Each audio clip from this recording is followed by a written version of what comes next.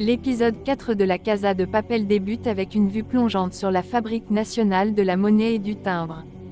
À l'intérieur, les braqueurs, toujours en plein cambriolage, maintiennent un contrôle strict sur les otages. Le professeur suit de près chaque mouvement, observant les caméras de surveillance et gardant une distance stratégique. Son visage impassible montre qu'il a tout prévu, mais les tensions commencent à monter à l'intérieur de la fabrique. Berlin, celui qui gère l'opération à l'intérieur, adopte une attitude autoritaire. Son tempérament froid et calculateur le pousse à prendre des décisions drastiques pour maintenir l'ordre. Il se montre de plus en plus sévère avec les otages, ce qui crée une certaine friction parmi les braqueurs. Tandis que certains suivent ses ordres. Sans questionner, d'autres, comme Tokyo, ne peuvent s'empêcher de critiquer son approche brutale. Les braqueurs, tous cachés sous leurs masques, se déplacent prudemment dans les couloirs. Leurs visages sont masqués, mais les tensions internes deviennent de plus en plus visibles. Tokyo, en particulier, fait preuve d'un caractère impulsif.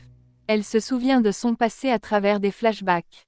C'est une fugitive qui a vécu des situations extrêmes, et son tempérament explosif ne l'aide pas à se conformer à l'autorité de Berlin.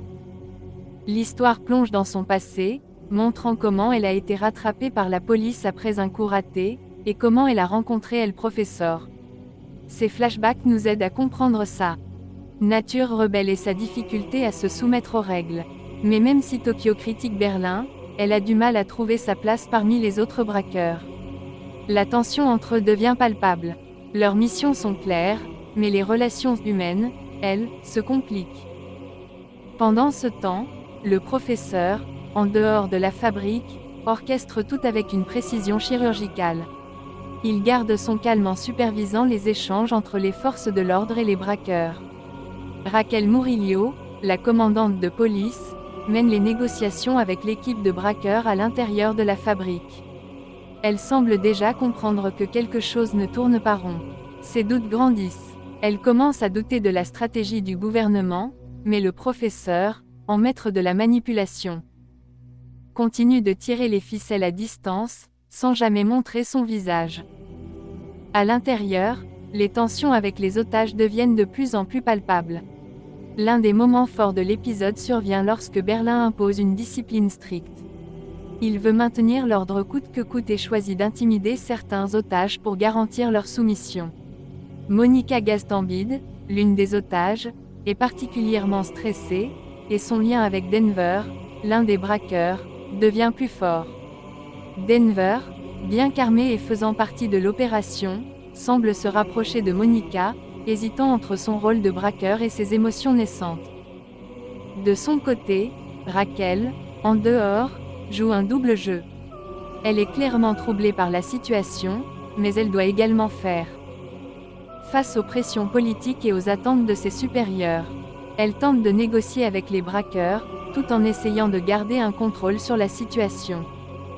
Les tensions internes entre les braqueurs sont également en plein essor. Berlin n'hésite pas à imposer ses règles, même si certains de ses choix sont de plus en plus controversés. Par exemple, son approche envers les otages, notamment son interaction avec Monica, est de plus en plus menaçant, mais il n'hésite pas à rappeler à tous que la priorité est le succès du casse, pas le confort des otages. Tokyo et Berlin s'affrontent verbalement, l'une critiquant la brutalité de l'autre, tandis que Denver commence à douter de plus en plus de la stratégie de Berlin. Mais pour l'instant, l'équipe suit les ordres, même si la cohésion commence à se fissurer. Au fur et à mesure que l'épisode progresse, nous assistons à des scènes tendues entre les forces de l'ordre à l'extérieur et les braqueurs à l'intérieur. Le professeur, dans une position d'observateur omniscient, utilise son génie pour manipuler les policiers et les négociations. Il semble toujours un pas devant tout le monde, anticipant les mouvements des forces de l'ordre et des braqueurs. En parallèle, Raquel cherche à démanteler le plan des braqueurs. Elle commence à percer des failles dans le discours du professeur, mais elle ne sait pas encore qu'il la manipule également. Chaque échange entre eux est une partie d'échecs, où le professeur semble avoir toujours une longueur d'avance. C'est un jeu de pouvoir qui s'intensifie à chaque minute qui passe. L'épisode se termine sur une note de suspense. Tokyo, de plus en plus nerveux, est prête à agir, prépare un coup risqué alors que l'intrigue s'intensifie. La tension monte à l'intérieur de la fabrique, avec les braqueurs et les otages qui se retrouvent à la croisée des chemins, et le professeur, toujours dans l'ombre, qui reste maître du jeu. L'épisode 4 est un moment clé dans la série, où les relations humaines entre les personnages deviennent aussi importantes que le casse lui-même. Le suspense est palpable à chaque instant, et chaque personnage semble jouer sa propre partie, avec des alliances fragilées. Des motivations qui commencent à se dévoiler peu à peu.